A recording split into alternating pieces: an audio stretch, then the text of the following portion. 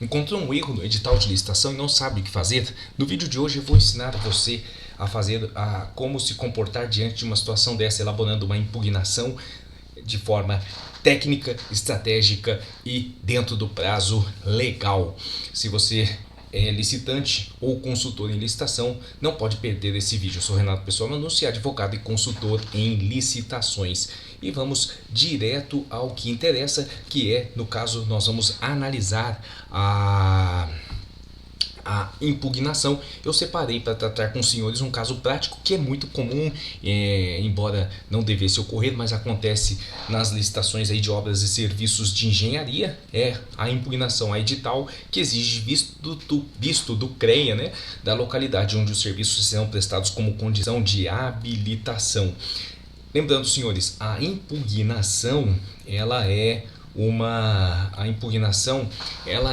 uma peça defensiva que nós apresentamos para questionar qualquer elemento do edital que tragam cláusulas restritivas à competição e prejudique a participação daquele interessado em firmar um contrato com a administração e que, portanto, se submete a um procedimento licitatório. Como uma petição, ela deve ter inicialmente um endereçamento a quem ela é dirigida, né? Como todos sabem, a partir da nova lei de licitações, quem conduz a licitação é o agente de contratação e no pregão, como era antigamente, o pregoeiro. Então, o endereçamento deve ser ao agente de contratação, pregoeiro, aí você vai pôr o nome do órgão, né? Embaixo vai pôr referente à impugnação edital número do processo, referenciar todos os dados que você tiver do processo. Encaminhamento, senhor agente de contratação, pregoeiro. E aí você vem a empresa, né? Você vai qualificar o nome dela, a pessoa jurídica de direito privado inscrita no CNPJ, com sede, vai dar o endereço da sede, né? Vem por intermédio, se vier por meio de advogado, ou pode ser por meio do seu sócio, do seu representante legal. Vem respeitosamente a presença de Vossa Senhoria apresentar impugnação, né, ao edital de licitação número, né, que corre na modalidade tal, pregão presencial, pregão eletrônico, concorrência, seja lá qual for, né, tipo técnico e preço, melhor preço, menor preço, dentre outros, promovido por essa entidade, com fundamento no artigo 5º, inciso 34, a linha A, né, que é o direito de petição a todos assegurado constitucionalmente da Constituição, e no artigo 164 da Lei 14.133, né, pelos motivos que expõe.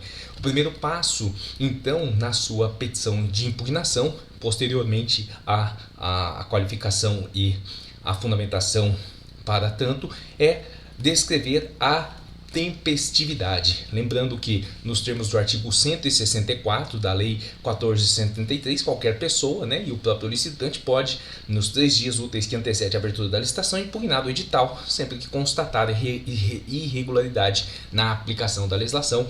Então tá aí, o primeiro tópico é esse. De acordo com o artigo 164 da Lei 14.133, qualquer pessoa, incluindo o próprio licitante, poderá, nos 3 dias úteis que antecedem a abertura do certame, impugnar o edital, sempre que constatar a existência de irregularidade na aplicação da legislação. Pois bem, a impugnante, pretendendo participar do certame licitatório, deparou-se com cláusula restritiva que lhe impede de exercer a referida prerrogativa, a razão pela qual postula, através da presente, a correção do edital nos termos que passa a expor. E aí, então, nós passamos, num segundo momento, ao exame do objeto da impugnação. Qual é o objeto? Você vai esclarecer ao pregoeiro que você está impugnando. Trata-se de procedimento licitatório, na modalidade, você vai repetir novamente, instaurado para a contratação de serviços de obras e serviços de engenharia, para a construção de sede de ente público licitante. É um exemplo, né? Se tiver mais dados, você vai detalhar com mais riqueza de detalhes, em razão aí com os dados que você tiver do processo licitatório. Para tanto, o instrumento convocatório, edital número, foi publicado na imprensa oficial, constando dentre os requisitos de habilitação a necessidade que a empresa participante do certame, caso seja registrada perante a circunscrição de outro CREA, apresente visto do conselho da localidade onde os serviços serão prestados. E aí, entretanto, a exigência consubstancia a verdadeira restrição indevida à competitividade da licitação, que tem potencial para diminuir o número de concorrentes e frustrar os seus objetivos, estando em desacordo com o disposto no artigo 9º, inciso 1, a linha A da Lei 14.133. Esse artigo 9º, ele é muito importante porque ele traz vedações aos agentes públicos, né, na condução do processo licitatório. Eles dizem, e aí é importante você reproduzi-lo para deixar bem claro para o pregoeiro. Veja, é vedado ao agente público designado para atuar na área de licitações e contratos, ressalvados os casos previstos em lei, admitir, prever, incluir ou tolerar nos atos que praticar situações que comprometam, restringam ou frustrem o caráter competitivo do processo licitatório, inclusive nos casos de participação de sociedades cooperativas. Aí então, já delimitado o objeto, o que esta cláusula editalícia infringe, nós passamos o que é a análise de fundamentos jurídicos. Vamos citar a legislação que ampara o seu pedido para, ao final, concluirmos. Mas aqui o terceiro tópico, então, não se esqueçam, fundamentos jurídicos. Aqui nós já passamos direto aqui, ó. A exigência de visto para empresas que prestam serviços pendentes de constituição de CREA diverso de sua sede é prevista no artigo 14 da Resolução 1121, de 13 de dezembro de 2019, do Conselho Regional de Engenharia e Agronomia, o CONFEA, sendo obrigatório a teor do mencionado dispositivo legal apenas no caso em que a atividade exceder 180 dias. Então veja que não é sempre que se exige, né? Primeira coisa, tem que exceder 180 dias a obra, né? Então tá aí, a gente reproduz o dispositivo. Tem mais questões, né? Eu não vou ficar lendo condições, mas é interessante reproduzir os dispositivos legais, no caso que eu vi, é concedido apenas no caso em que a atividade não exceda 180 dias. E aí a gente vem explicando, parafraseamos o dispositivo, agora explicamos como se percebe, cuida-se de condição para o exercício da atividade de engenharia, arquitetura e agronomia em região diversa daquela em que se encontra registrada a pessoa jurídica. E aí passamos então, depois de explicar o dispositivo regimental, regulamentar, aqui, contudo, o requisito é inerente à execução da obra e, como tal, deve ser exigido previamente a formalização do contrato, mediante concessão de prazo razoável ao licitante para apresentar o documento comprobatório de sua regularidade perante o CREA da localidade da prestação de serviço. O que eu estou dizendo? Olha, ainda que seja cabível exigir o registro, eu não posso exigir como requisito de habilitação.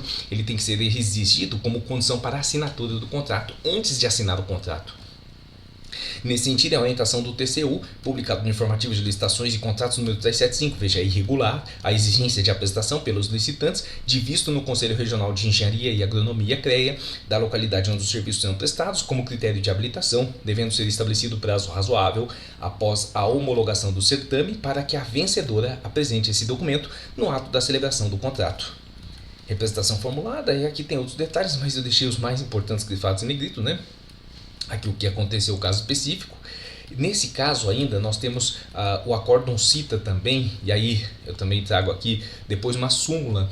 É muito interessante o TCU que você não pode exigir do licitante qualquer dispêndio para participar da licitação, né? É o que está escrito logo embaixo. Além do mais, a exigência do visto na fase de habilitação impõe ao licitante ônus financeiro indevido e desnecessário, desmotivando-o de participar do procedimento. Não por outra razão, o TCU consolidou a orientação no sentido de que no edital de licitação é vedada a inclusão de exigências de habilitação e de quesitos de pontuação técnica para cujo atendimento os licitantes tenham de incorrer em custos que não sejam necessários anteriormente à celebração do contrato. Isso está materializado aí na súmula 272 do TCU, que também foi citado já no acordo anteriormente. Logo, para preservar a lisura do procedimento, impõe-se a retificação do edital para que tal exigência seja solicitada apenas do licitante vencedor antes da formalização do contrato. Então aí, em seguida, a toda essa fundamentação, a conclusão jurídica, né, desse fundamento, que temos que excluir essa exigência ou então condicioná-la ou então transferi-la para o momento da celebração do contrato. E aí, por fim, o pedido, que é a conclusão.